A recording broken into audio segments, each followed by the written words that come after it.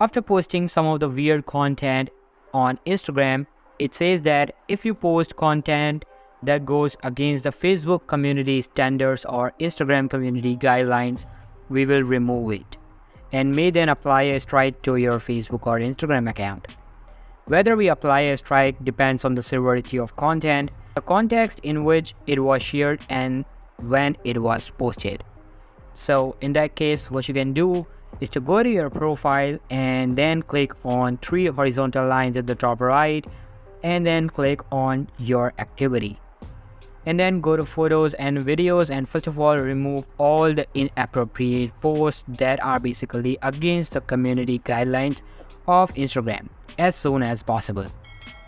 And obviously now you have a strike on your account, so you have to wait for a minimum of 3 days until the strike will go off, and then just go use your account as usual.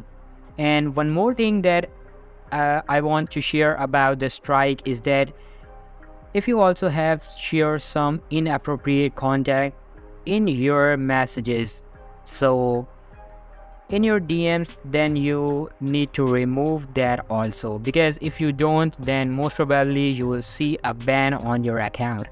So kindly take care of this also.